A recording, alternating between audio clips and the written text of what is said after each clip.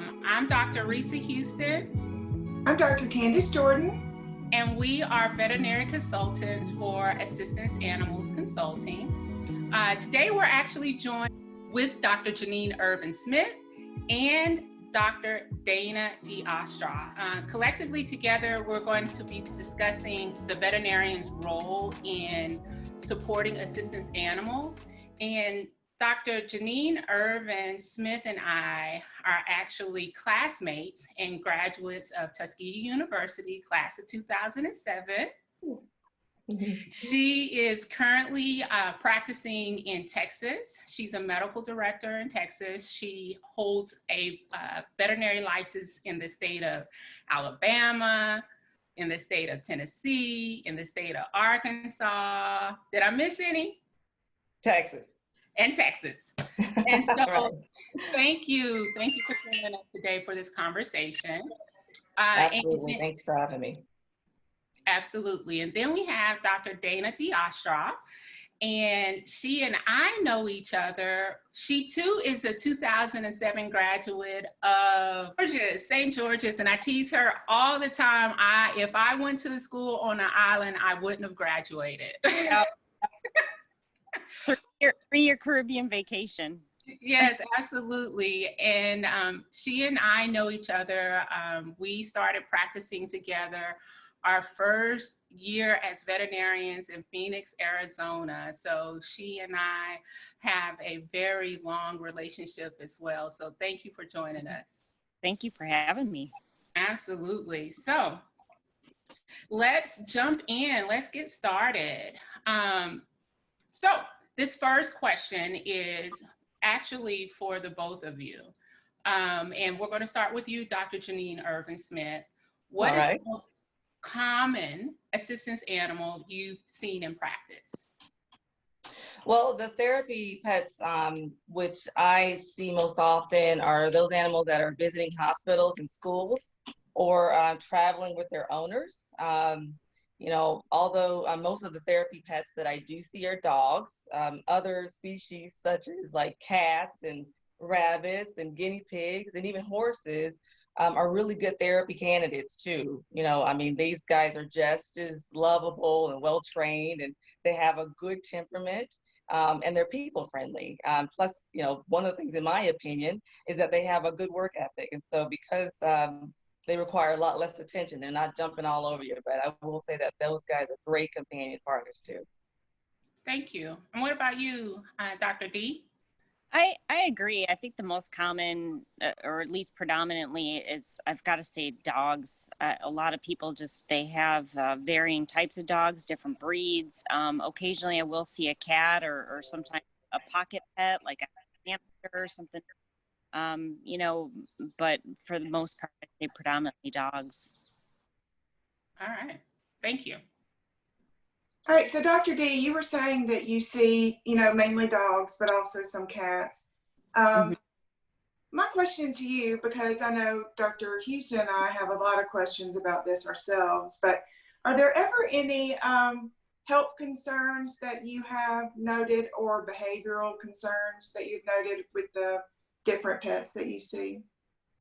Absolutely. I think the hardest part is again, most animals, when they're coming in, to the vet's office, they're always kind of stressed out anyway. So I don't know that I'd necessarily get a sense of their true personality or demeanor.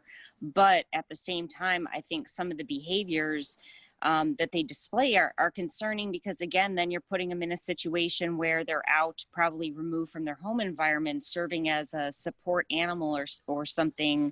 And are they displaying these similar behaviors? And a lot of it is, fearful.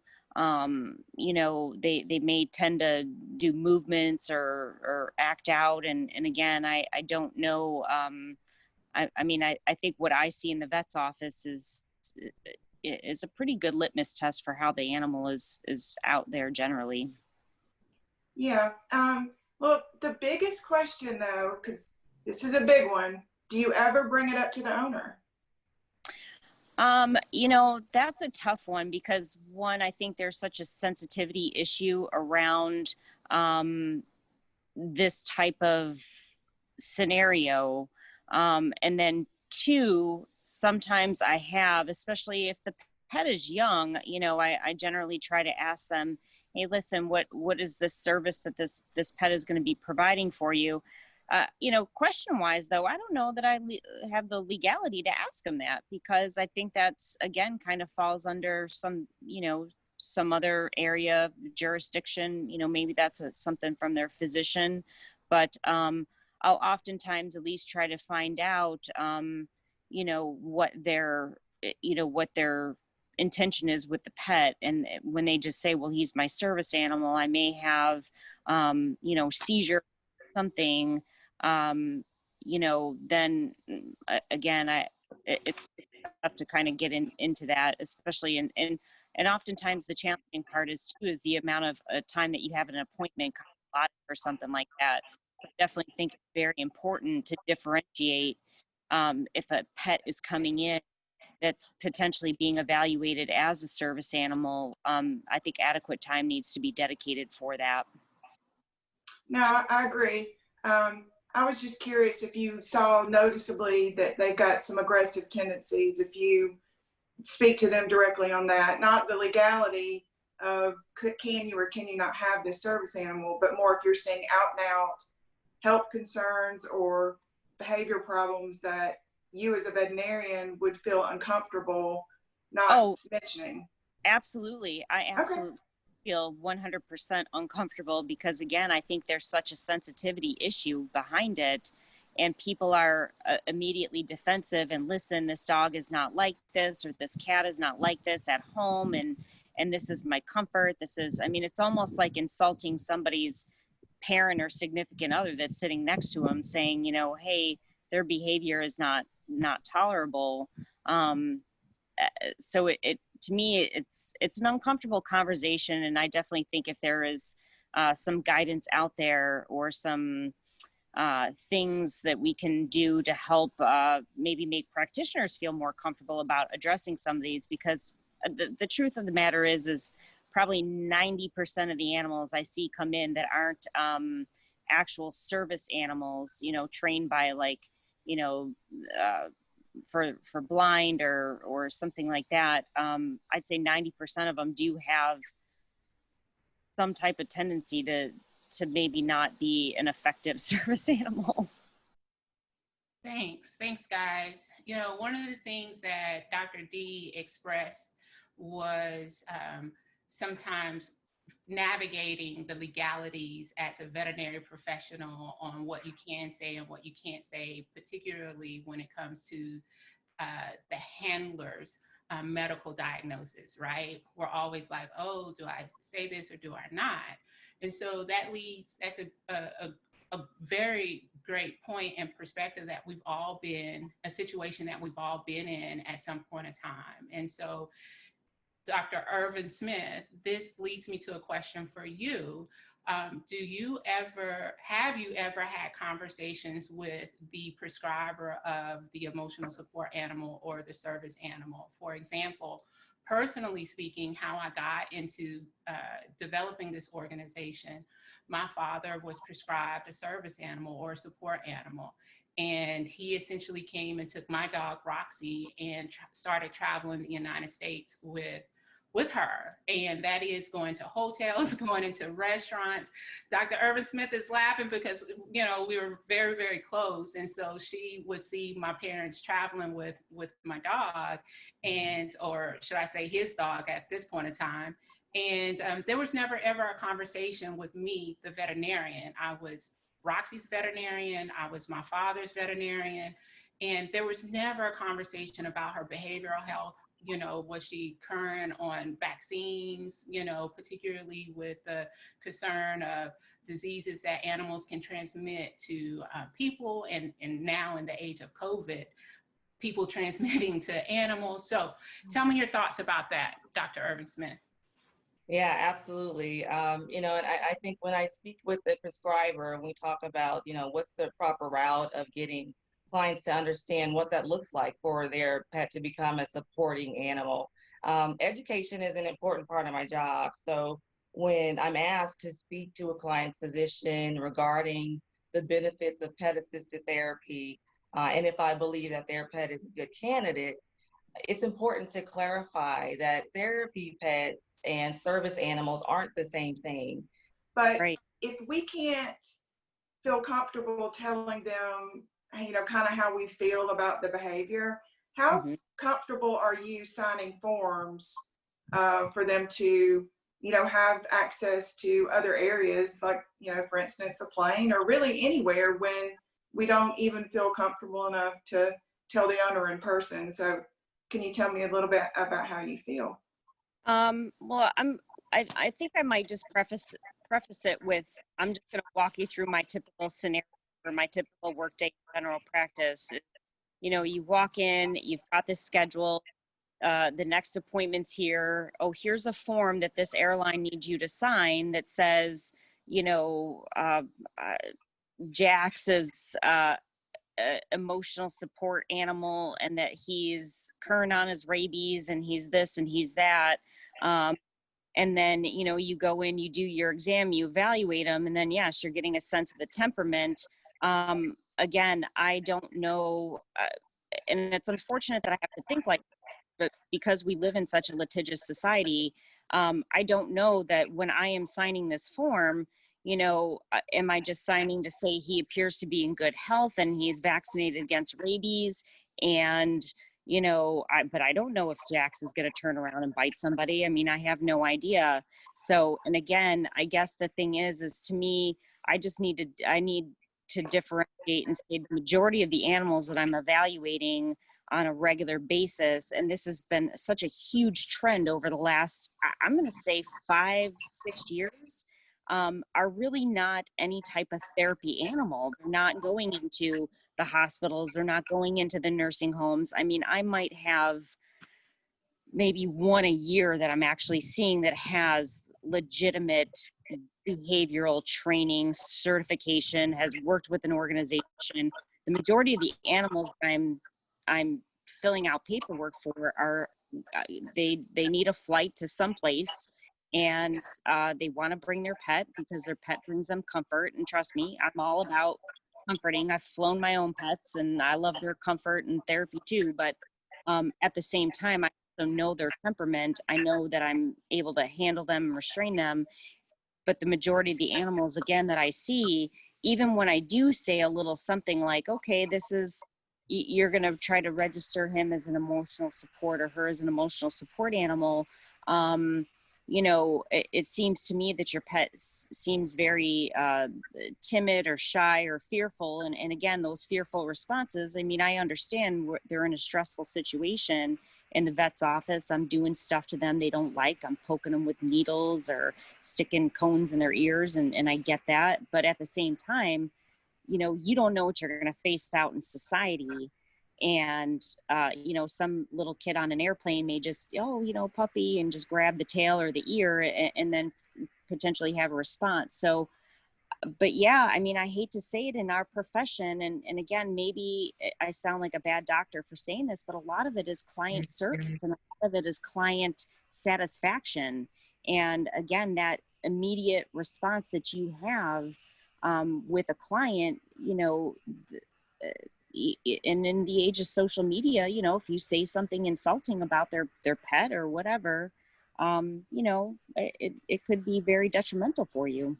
That was the best, most honest description of what I feel 99.9% of veterinarians feel about therapy assistance animals, what signing the forms. It really is comes down to a lot of it being a customer service, and you don't want not to get slammed on social media. So sometimes, and we're not given the time either. And it also, I think this is where Dr. Houston and I come in with our passion, the importance of taking it seriously. You are taking a pet into the environment, and you don't know, so you don't know how they're going to react. So we really need to have veterinary involvement. So thank you so much. Yeah, that was certainly, it touched all of us veterinarians to our core. Term, an umbrella term used to describe service animals, emotional support animals, and pets that are used in pet therapy programs. Service animals can be dogs or miniature horses, but they are generally prescribed for individuals who have disabilities or who have a disability, and that dog or miniature horse must be task trained for whatever that specific disability is to support that person. An emotional support animal can be any species of animal, pocket pets, birds, cats, rabbits, dogs, of course. It's whatever is creating emotional or comfort to the handler or to the owner. Generally, they are prescribed by a mental health professional or of some sort. And then there are individuals who have personal pets that participate in pet therapy programs. These animals are generally dogs, cats, rabbits, are the most common animals used in pet therapy programs. And they are generally, they will go to assisted living facilities, hospitals, sometimes schools, and they bring comfort to the patients or students in those environments. So with that background, Dr. Janine Irvin-Smith, have you ever had a client or a potential client contact your office and request for you to prescribe them a service animal or an emotional support animal in your time practicing? Yes, I have. And so again, just on the topics that we've touched already, it's one of the things that sometimes veterinarians can cringe on, because again, we have to assess the pet's behavior. We have to assess how the client is, their reaction and how they handle their pet pretty much. And so of course, Texas laws support service dogs as well as emotional support animals. And we all have the right to have service dogs as well in public places and housing. And certainly there are laws that we have to abide by in order for that to happen. I think, one of the things that I make sure that I tell my clients as well is to do their own research on what that looks like. Because again, I don't want them to assume that this patient is, or this pet is basically allowed anywhere I go. So of course we go down that very finely and gingerly when we have that discussion, but I absolutely want to make sure that I, give their pet the most honest opinion of how I feel about their pet in regards to behavior. I guide them in the direction that they need to be in order to get support for training that pet if they're looking for this to be a service animal. And I certainly inform them on what it looks like for any other pet. If it's not a good candidate for service animal per se, then I give them advice on what it looks like for that pet to become a great emotional support animal and what that entails. Thanks, Doc. Got it. Well, ladies, this has been a great conversation. I love the open honesty that we've shared here. Thank you so much for joining us. But just let our audience know how they can get in touch with each one of you. Okay, Dr. Janine Irvin-Smith, how can people find you? Well, I'm actually in Texas, and so I'm a medical director at the VCA Pet Hospital. That's in Texas right now. And so, of course, if you are on LinkedIn, I'm definitely on LinkedIn. You can look that up under Janine Irvin-Smith, and you should be able to find my information right there. Thank you. Dr. D? Oh, well, I'm a little bit of a gypsy, but you can also find me on LinkedIn under Dana Diostroff, and you'll find me wherever I'm at.